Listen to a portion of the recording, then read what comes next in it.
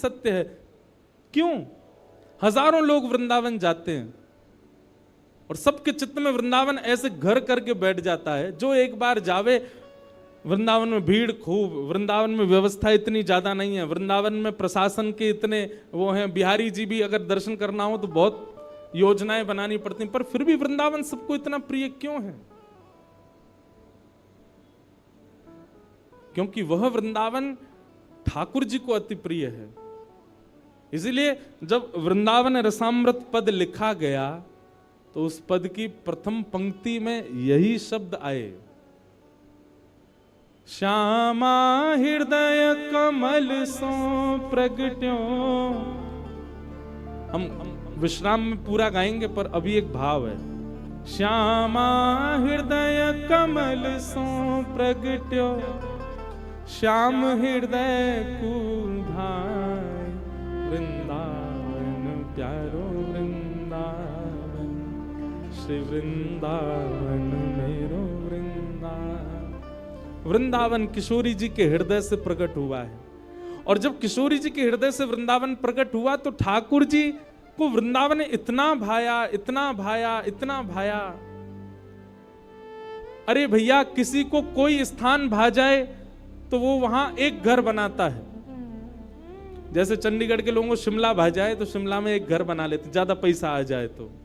और पैसा नहीं भी आए तो उसका ड्रीम क्या होता? पैसा आएगा तो सबसे पहले क्या करेंगे? बोलो, शिमला में घर बनाएंगे।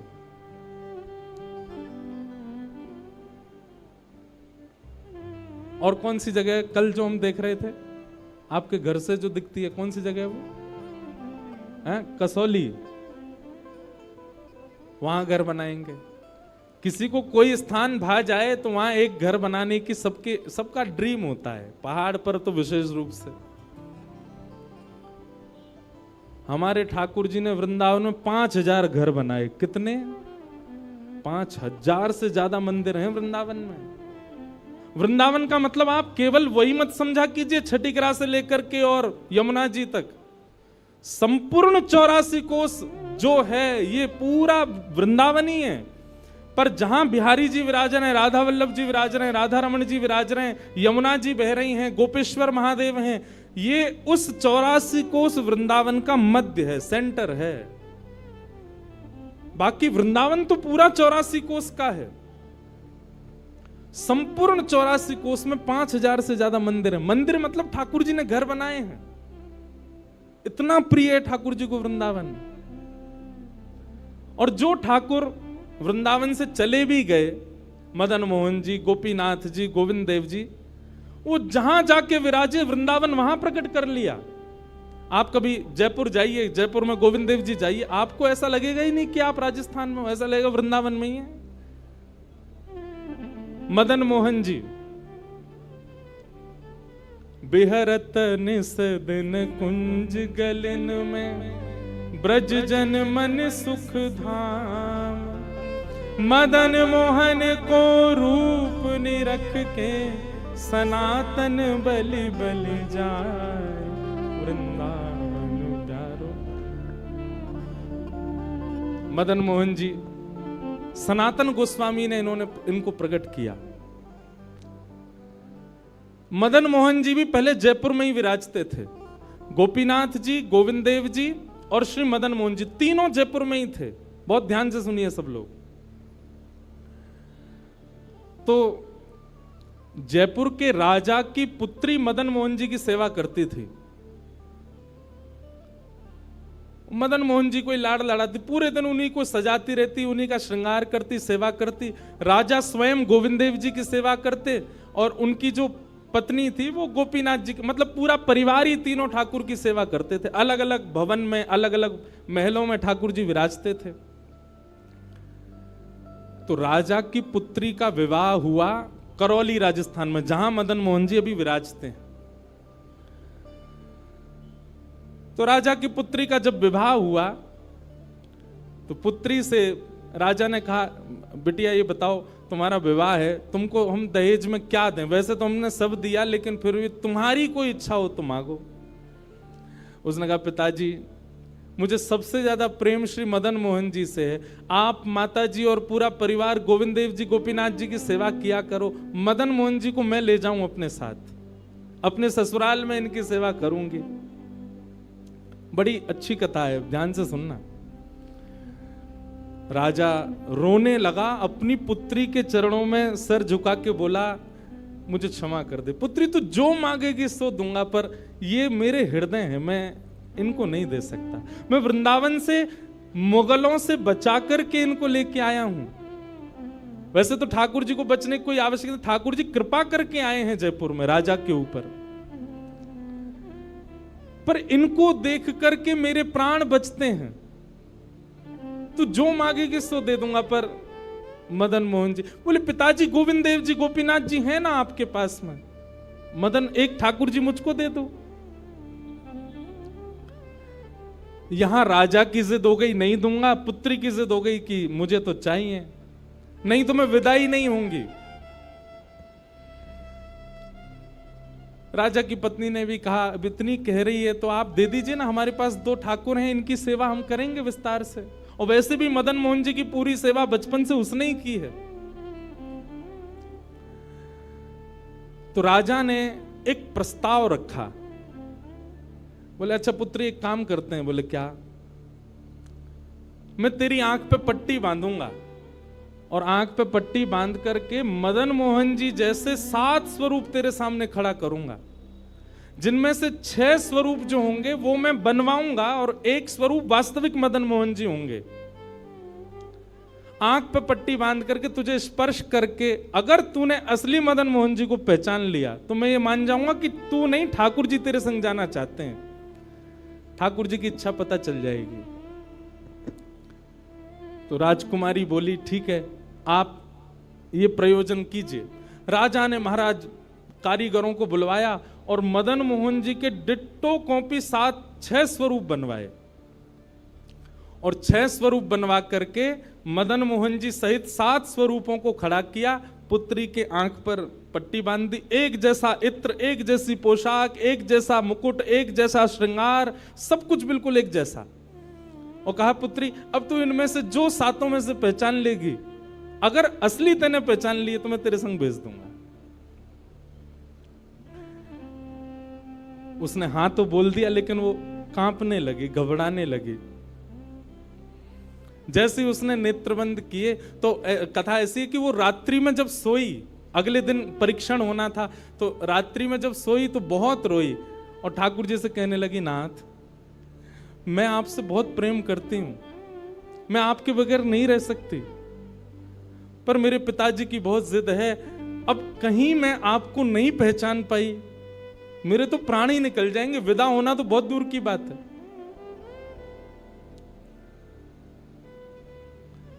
रुदन करते करते करते करते, बंधुओं एक मेरी बात बहुत ध्यान से सुनिएगा, कभी ठाकुर जी के विरह में यदि आपके अश्रु नहीं आए हैं ना, तो अभी आप भक्ति के भाव से बहुत दूर हो। आपको वृंदावन जाना अच्छा लगता है, वृंदावन में घूमना अच्छा लगता है, राधा राधा नाम ध्वनि पर झूमना अच्छा लगता है, कथाएं प्रवचन सत्संग बढ़िया लगते हैं, ये सब एक प्रथम सोपान, प्रथम सीढ़ी है, पर प्रमुख सीढ़ी तो भजन मार्ग या भक्ति पथ की विरह है। अगर वो आपके चित्त में कभी ठाकुर जी के लिए नहीं आया है तो अभी आप बहुत पीछे छूटे हुए हो। रात भर रोती रही और रुदन करते करते, नाथ मैं कैसे पहचानूंगी कि आप सत्य कौन से हो। मदन मोहन जी उसके स्वप्न में आ गए और स्वप्न में आकर के बोले, तू चिंता मत करे, तेरो ही मन ना है मोह ले जावे को, मेरो भी मन है रो तेरे संग जावे को। अरे जे सब मेरी सेवा तो करें, पर तेरी जैसी सेवा तो कोई करेगा ना, मेरो भी बड़ो मन है तेरे संग चलवे को। तो उसने कहा, तो नाथ कुछ कृपा तो करो। बोले, हाँ मैं एक काम करूंगा। बोले, कहा तू सबरे स्वरूपन को जब स्पर्श करेगी ना, तो असली मदन मोहन जो मैं हूं, तू मेरे हाथन को स्पर्श करियो। तो हाथ कैसे? ऐसे। ठाकुर जी त्रिभंग लली ठाकुर जी हैं, तो ठाकुर जी बोले, तू मेरे हाथन को स्पर्श करियो तो जितने मेरे अन्य स्वरूप हैं 6 वो तो ऐसे ही रहेंगे, लेकिन जैसे ही तू वास्तविक मेरे सामने आवेगी सो मैं अपनी इकन्नी उंगली उठा दूंगा, अपनी कोने वाली उंगली उठा दूंगा।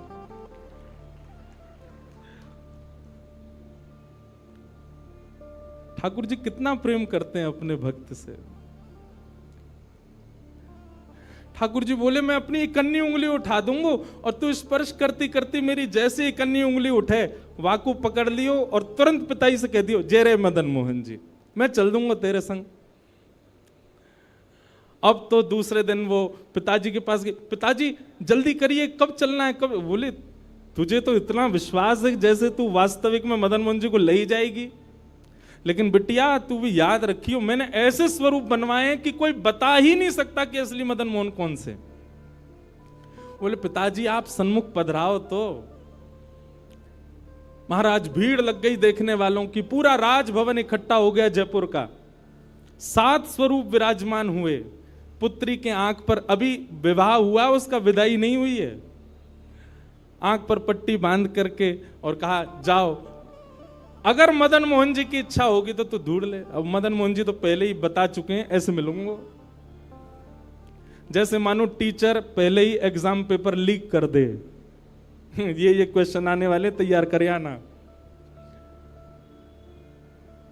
उसने जाग करके जैसे स्वरूप स्पर्श करने प्रारंभ किए, पहला बोले ये नहीं है, दूसरा स्पर्श किया ये भी नहीं है। ठाकुर जी खड़े थे 5वीं पंक्ति में, 5वें वाले थे। तीसरे स्पर्श किए, बोले ये भी नहीं है। चौथे किए, बोले ये भी नहीं है। जैसे ही 5वें का स्पर्श किया और मुखमंडल का स्पर्श किया, गले का स्पर्श किया, वक्ष का स्पर्श कर, जैसे ही ठाकुर जी की भुजा पकड़ी सो ही ठाकुर जी ने अपनी इकन्नी उंगली हिला दी और जैसे ही इकन्नी उंगली हिलाई उसने तो पिताजी यही है मदन मोहन जी। आहा, राजा के तो नेत्रों से आंसू गिर गए, चरणों में गिर गए, उठ करके अपनी बिटिया को गले से लगा लिया, कान में बोले बोले मैंने इकन्नी उंगली हिलते हुए देख ली मुझे ये बात पता चल गई है कि भैया तेरी जिद नहीं है इनको ले जाने की, इनकी भी जिद है तेरे संग जाने की। और महाराज गाजे बाजे रथ में आरूढ़ करके श्री मदन मोहन लाल जी करौली राजस्थान को प्रस्थान किए। बोलो मदन मोहन लाल की। बिहरत निस दिन कुंज गलन में, ब्रज जन मन सुख धाम। मदन मोहन को रूप निरख के, मदन मोहन को रूप निरख, सनातन बल बल जाए।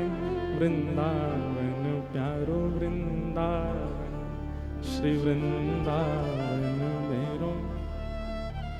ये भैया ऐसे ही भजन नहीं बना है, ये ऐसे ही आपके झूमने के लिए कीर्तन नहीं, ये पूरा वृंदावन समाविष्ट करवा दिया हमारे गिरधरलाल जी ने एक ही पद में। पूरा वृंदावन विराज रहा है। ठाकुर जी जड़ नहीं है। दूसरा स्वरूप क्या है ठाकुर जी का? चैतन्य। कौन है ठाकुर जी? चैतन्य। कई लोग पूछते हैं महाराज जी सेवा का कोई प्रकल्प बताओ, सेवा का कोई भाव बताओ, सेवा कैसे करनी चाहिए, सेवा में क्या होना चाहिए क्या नहीं होना चाहिए। हमारी एक बात सब लोग सुन लीजिए, यहां लगभग सब सेवा वाले ही बैठे हैं। आप ठाकुर जी के प्रति चैतन्य भाव अपने हृदय में प्रगाढ़ कर लो। चैतन्य भाव प्रगाढ़ मतलब ये कोई पाषाण नहीं है, ये कोई प्रतिमा नहीं है, ये कोई धातु नहीं है, साक्षात वृंदावन चंद मेरे घर पे विराज रहे हैं। ये विश्वास आप अपने चित्त में प्रगाढ़ कर लीजिए। बस आपके जिस दिन ये विश्वास प्रगाढ़ हो गया, अपने आप आपको सेवा सीखनी, किसी से पूछनी नहीं, अपने आप करने लग जाओगे। अरे मां को नहीं बताना पड़ता पुत्र की सेवा कैसे होती है, पत्नी को नहीं सिखाना पड़ता पति को कैसे पूछना है। सारे संबंध हम अपने आप सीख लेते हैं। तो ठाकुर जी से जो हमारा प्रेम भाव है उसके लिए हमको पूछना क्यों पड़ता है कि कैसे करें, भोग कैसे लगाएं, सुलाएं कैसे, ये कैसे करें।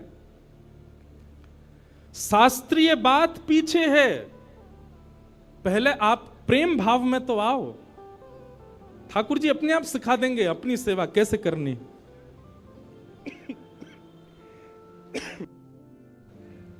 प्रेम भाव। उनके प्रति पाषाण की बुद्धि मत रखो, चैतन्य भाव रखो। जैसे आपके चित्त में चैतन्य भाव आया कि ये तो चलते फिरते उठते बैठते सब करते हैं, केवल मेरे सामने ऐसे खड़े हो जाते हैं मूर्तिमंत होकर के, मानो ये ठाकुर जी मुझसे कह रहे हैं कि तू अपनो इतनो प्रेम मोको प्रदान कर कि मैं चलन लगूं, मैं फिरन लगूं। सब लोग एक बात याद रखिएगा, जिसके भी घर में ठाकुर जी की सेवा है, ठाकुर जी हमको चैलेंज करते हैं, अगर तो में सामर्थ्य हो तो अपनी भक्ति से, अपने भाव से, अपने समस्त प्रयासों से तू मुझे चलवा के दिखा दे, तू मुझे बुलवा के दिखा दे।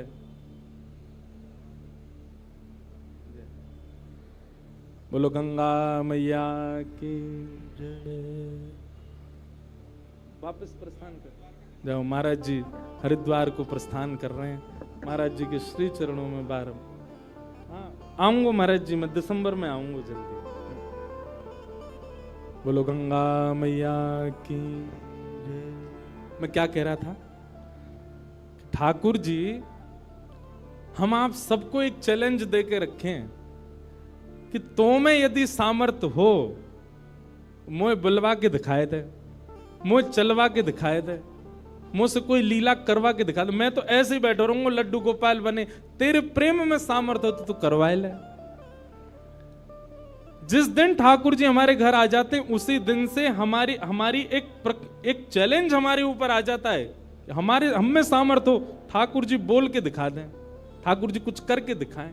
लेकिन हमको भी संतुष्टि है, ऐसे हैं तो ऐसे ही बैठे रहें, हमको लगता है ऐसे ही रहें, इससे ज्यादा कुछ करें नहीं। इसलिए ठाकुर जी को भी लगता है जब इसके चित्त में ही भाव नहीं है तो मैं और लीला क्यों ही करूं। चैतन्य भाव चित्त में लाओ। जैसे एक बालक जन्म लेता है तो माँ और पिता प्रतीक्षा करते हैं, अब ये कब बोलेगा, माँ कब बोलेगा, पापा कब बोलेगा, ये चलना कब सीखेगा, ये स्कूल कैसे जाएगा, ये बड़ा होकर के जॉब करेगा, बिजनेस आदि आदि सब भाव। ऐसे एक सेवक साधक के चित्त में भी अपने ठाकुर जी के प्रति भावना होनी चाहिए, ये बोलेंगे कब।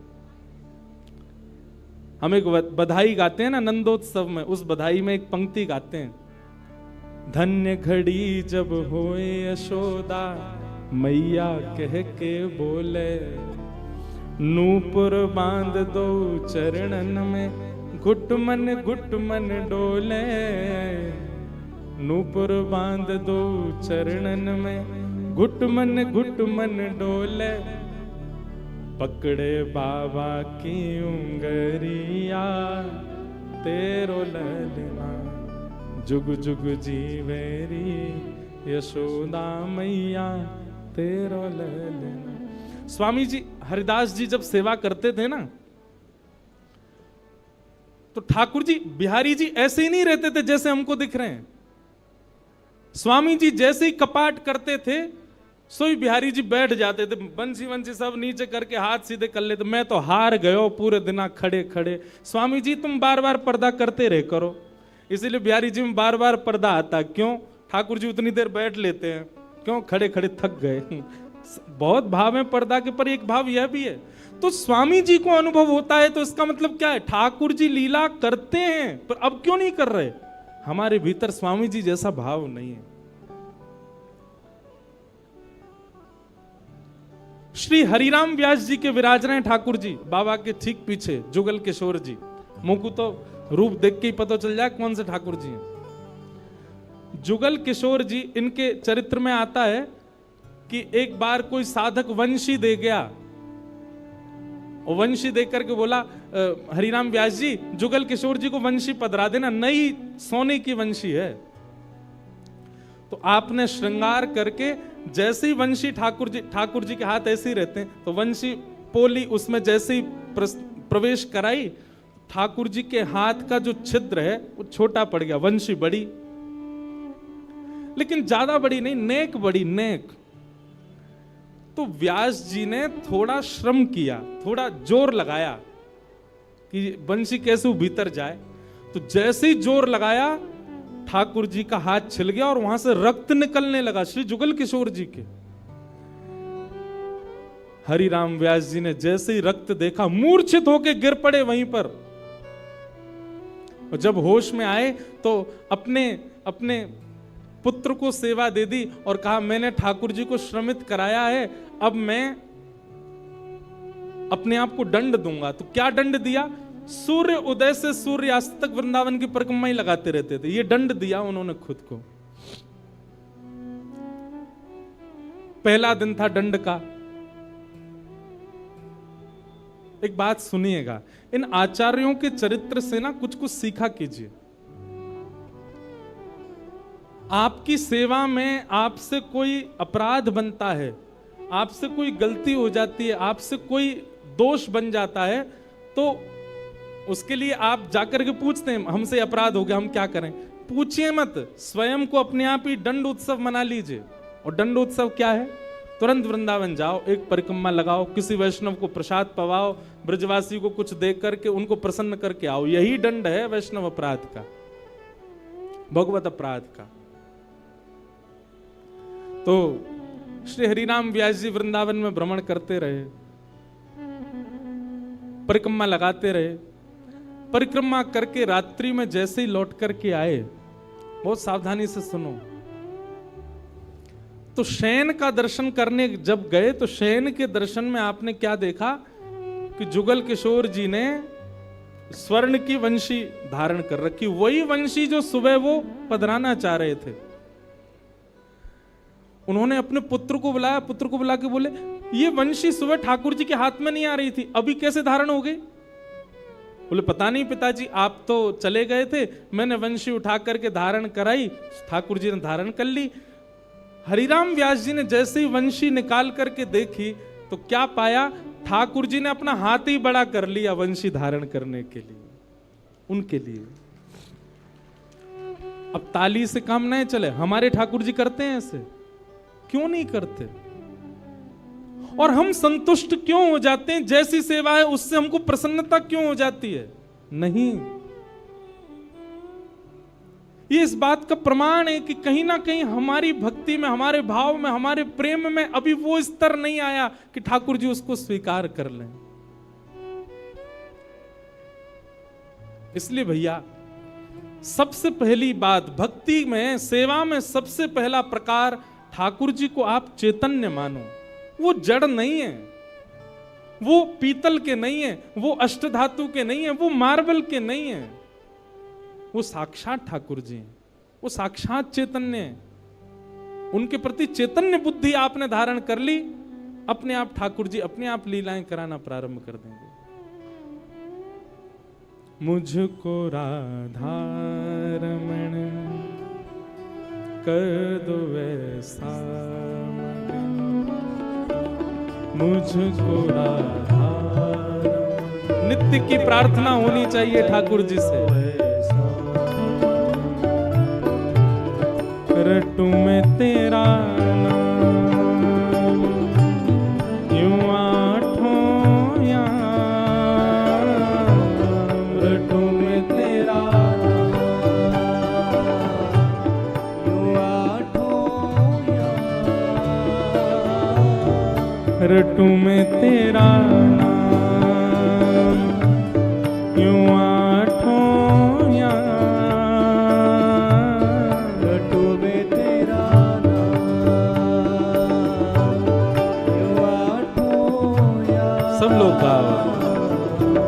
मुझको राधा रमन कर दो वैसा मगन, मुझको राधा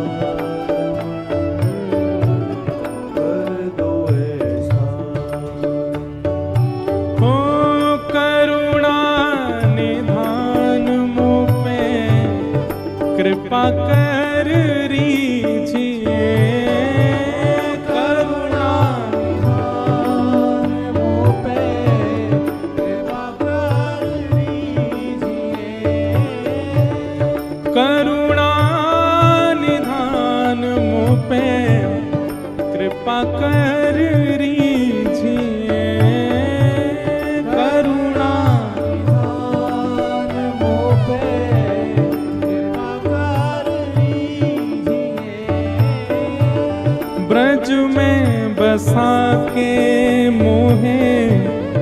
सेवा सुख दीजिए, ब्रज में बसा के मोहे सेवा सुख दीजिए। ओ ब्रज में बसा के मोहे सेवा सुख दीजिए, ब्रज में बसा के मोहे सेवा सुख दीजिए। और प्रेम से भर दो मन, गाऊं तेरे भजन, प्रेम से भर दो मन, गाऊं तेरे भजन। ओ रटूं मैं तेरा नाम, यूं आठों याम, रटूं मैं तेरा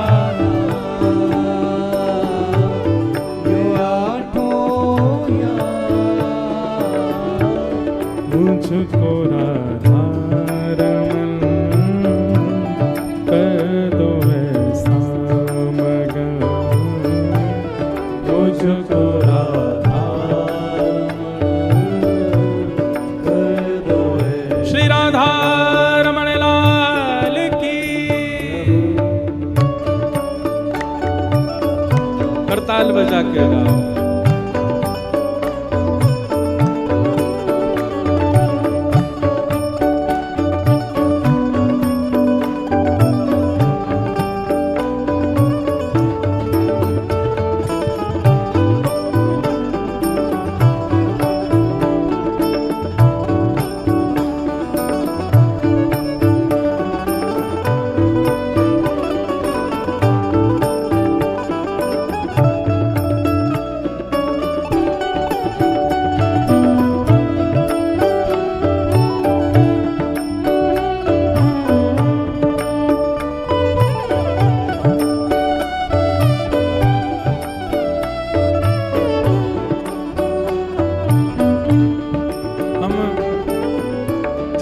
पर चर्चा कर रहे हैं कि ठाकुर जी को चैतन्य मानो, वे पाषाण नहीं है, वे पाषाण तो हमारे लिए बन करके खड़े हैं कि तू अपने प्रेम से मुझे चैतन्य बना। वो चैतन्य ही हैं और उसी भाव की पूर्ति इस पद के दूसरे भाव में, दूसरे अंतरे में होती है।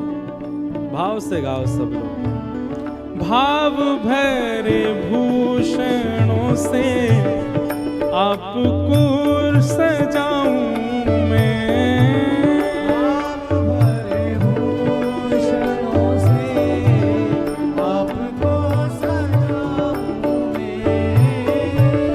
भाव भरे भूषणों से आपको सजाऊं मैं, भाव भरे भूषणों से आपको सजाऊं मैं। और नित नव भोज निज हाथों से पवाऊं मैं,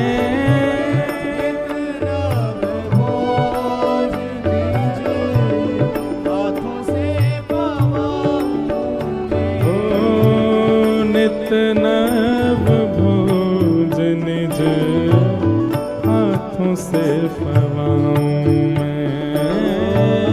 नित नव भोज निज हाथों से पवाऊं।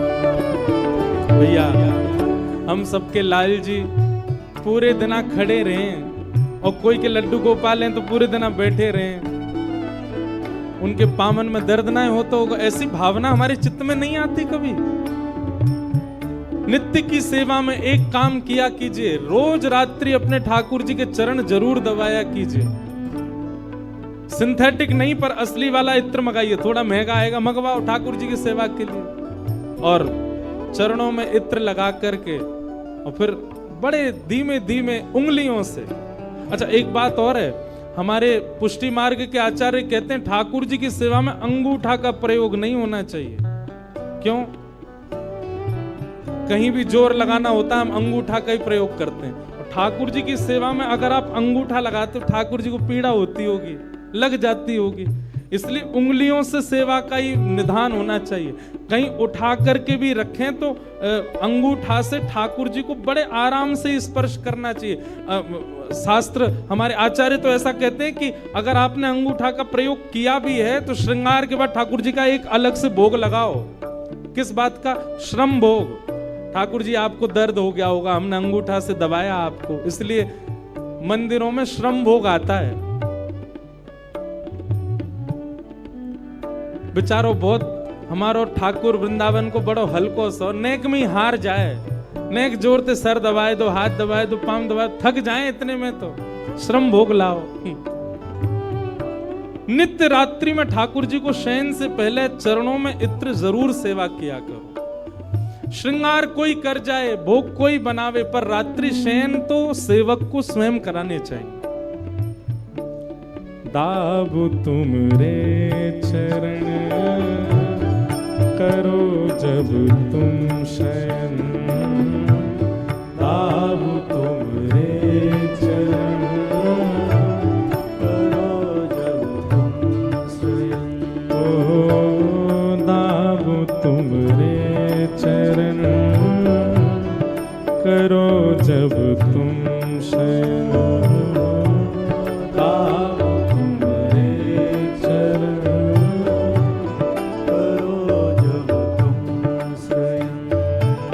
रटू में तेरा नाम यूं आठों याम, रटू में तेरा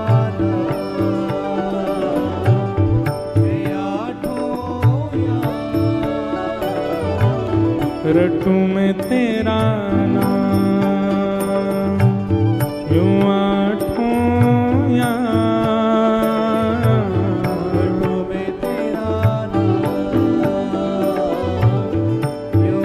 भाव से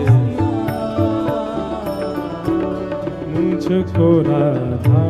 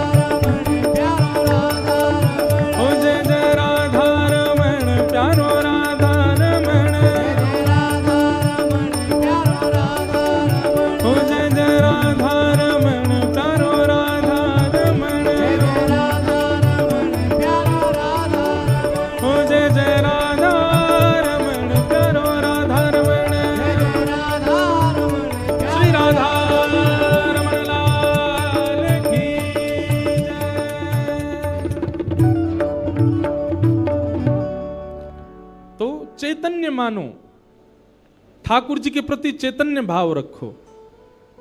और एक काम और किया कीजिए शयन में, ठाकुर जी की चरण सेवा तो करनी है, और संग ही संग क्या करोगे, जैसे यशोदा मैया लाल जी को कोई कहानी सुनाती है, ऐसे ही आप कथा सुन के जाते हैं या YouTube पर भी सुनते हैं, कहीं भी सुनते, कोई चरित्र सुनते हैं आप, लीला, वो लीला ठाकुर जी को सुनाया करो।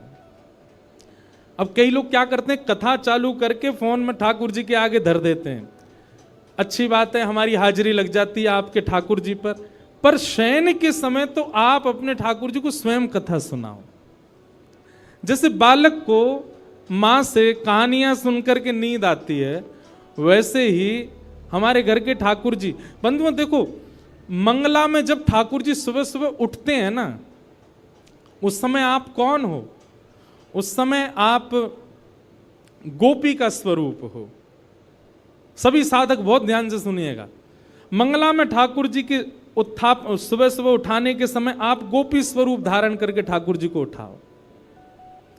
मध्याह्न में श्रृंगार के बाद आप ठाकुर जी के सन्मुख श्री जी के भाव से या सहचरी के भाव से जाओ, और रात्रि शयन के समय ठाकुर जी के सन्मुख श्री यशोदा जी के भाव से जाओ। इन 3 भाव से ठाकुर जी की सेवा में प्रस्तुत होना चाहिए। सुबह गोपी के भाव से या फिर ग्वाल के भाव से, ग्वाला के भाव से ठाकुर जी को उठा रहे हैं, लाला बोर है गई, जल्दी चल गैया चरावे चलना है, इस भाव से उठाओ। या कोई गोपी के भाव से कि लाला मैंने ऐसो माखन निकारो, तू चोरी करेगा ना, इस भाव से उठाओ। मध्याह्न के समय कोई ब्रज की गोपी या फिर कोई सहचरी ललिता विशाखा या श्री जी के भाव से ठाकुर जी को रूप दर्शन करके, श्रृंगार दर्शन करके बार बार बलैया लो। एक प्रियतमा के भाव से ठाकुर जी का दर्शन करो, और रात्रि शयन के समय यशोदा के भाव से ठाकुर जी को सुलाओ। ठाकुर जी को कोई कथा सुनाओ, लीला सुनाओ, पद सुनाओ और चरण सेवा करो। चैतन्य। और ठाकुर जी का तीसरा स्वरूप क्या है? आनंद। तो सत परमात्मा, सत राधा रमण लाल, सत वृंदावन चंद को यदि आपने चैतन्य मान लिया, 3 रूप बताए ना, सच्चिदानंद, तो सत परमात्मा को यदि आपने चैतन्य मान लिया तो सत परमात्मा ही चैतन्य बन के आपको आनंद प्रदान करने लगे, वही आनंद देगा। अभी हमारी सेवा में हमको सुख मिलता है, अभी हमारी सेवा में हमको संतुष्टि होती है, पर जिस दिन आनंद आने लगेगा संतुष्टि नहीं मिलेगी, आपको लगेगा कोई कमी रह गई, अभी और कुछ करना है ठाकुर जी की सेवा में, और ये भाव प्रस्तुत करने। तो सच्चिदानंद रूपाय, भगवान के 3 रूप हैं। सच्चिदानंद, विश्वोत्पत्त्यादि हेतवे, भगवान के काम क्या है? रूप 3, कर्म भी 3, विश्व को बनाना, पालन करना और संहार करना। तापत्रय विनाशाय, 3 प्रकार के तापों का उपशमन करने वाले ऐसे श्री कृष्णाय वयम नमः, श्री कृष्ण को हम बारंबार प्रणाम करते हैं। इस प्रकार भागवत जी में प्रथम श्लोक महात्म में ठाकुर जी को वंदन किया गया। आज महात्म है, मतलब कथा क्यों सुनी जाती है, उसका महत्व क्या है, बहुत सावधानी से सुनिएगा। हम आप मानवों के कल्याण के लिए श्रीमद् भागवत की रचना हुई। भागवत जी कई रूपों में हमें पुष्ट करती हैं।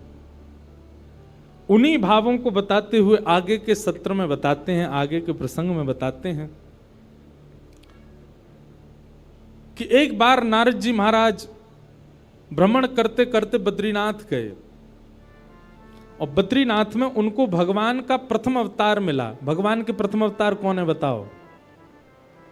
24 अवतारों के सबको पता है, 24 अवतार हैं, दशावतार हैं। प्रथम अवतार कौन सा है भगवान का? सनक सनंदन सनातन सनत कुमार। इनको हम पूरा नाम, चार छोटे छोटे बालक हैं, छोटे छोटे भाई हैं, सब जानते ही होंगे। इनको हम सनत कुमार कहते हैं। क्या कहते हैं? सनत कुमार। ये भगवान के प्रथम अवतार। क्योंकि ब्रह्मा जी ने जब मानव बनाए तो सबसे पहले सनत कुमारों को बनाया, इसलिए सनत कुमारों को भगवान की उपाधि दे दी। ये कौन है? बोले परमात्मा हैं। तो ये आज भी बद्रीनाथ में विराजते हैं सनत कुमार। तपस्वियों को दर्शन होता है। तो नारद जी महाराज बद्रीनाथ गए और बद्रीनाथ में सनत कुमारों ने जैसे नारद जी को देखा तो नारद जी का मुख देख करके सनत कुमार बोले कि आप बड़े दुखी लग रहे हो, बड़े पीड़ा में लग रहे हो, क्या बात है? तब नारद जी ने अपना कष्ट बताया। अहम तुम पृथ्वीं यातो ज्ञात्वा सर्वोत्तमामिति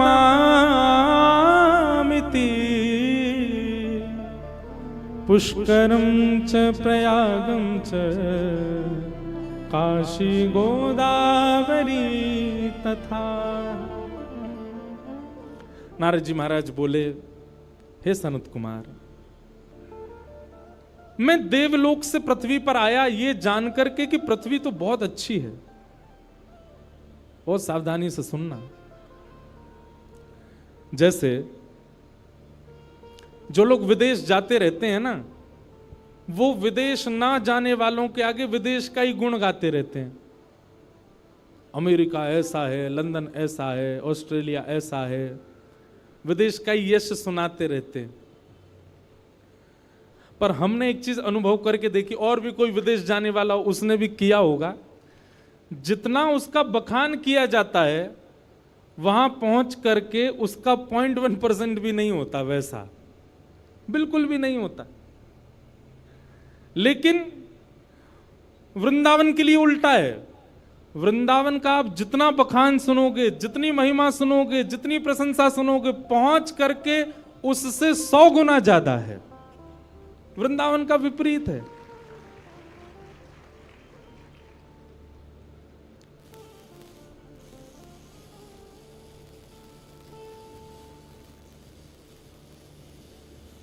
काय हो भैया, बोलो वृंदावन बिहारी लाल की जय। हम एक बात कहते हैं, इधर देखो, कथा में लाइट जावे, चिर्र मिर्र होती रहे, कभी कोई आते आते गिर जाए, माइक बंद हो जाए, तो यही समझना चाहिए ठाकुर जी घूम रहे हैं पंडाल में। क्यों भाई? दैवी शक्ति है, और दैवी शक्ति कहीं आ जाए तो निश्चित है कि ये संसारी वस्तुएं अपने आप ही डामाडोल तो होंगी। दैवी शक्ति हमारे पास भी आ जाए, हमारा स्पर्श कर ले, तो हम भी स्थिर तो नहीं रह सकते। हमारे भी नेत्रों से आंसू, कई लोग पूछते हैं बहुत आंसू आते ठाकुर जी को देखते, यही समझना चाहिए ठाकुर जी छू रहे हैं आपको, इसलिए आ रहे हैं आंसू। लेकिन संसार के लिए रोवे वारे इनकी नहीं है ये बात। 31 सेक्टर वाली छोड़ के चली गई, रो रहे हैं ठाकुर जी ने छुआ है मुझको। नहीं नहीं, ठाकुर जी ने नहीं छुआ है। ठाकुर जी ने छुआ ये कब जानो, जब वे वजह वृंदावन को याद करके स्वयं भगवान बताते हैं। जैसे ठाकुर जी का रूप स्वरूप महिमा कथा में हम बताते हैं, ऐसे ठाकुर जी अपने भक्त का लक्षण बताते हैं। क्या कहते हैं? वाग्गदगदा द्रवते यस्य चित्तं रुदत्य भिक्ष्णं हसति क्वचित् विलज्ज उद्गायत नृत्यते च मद्भक्ति युक्तो भुवनम पुनातु।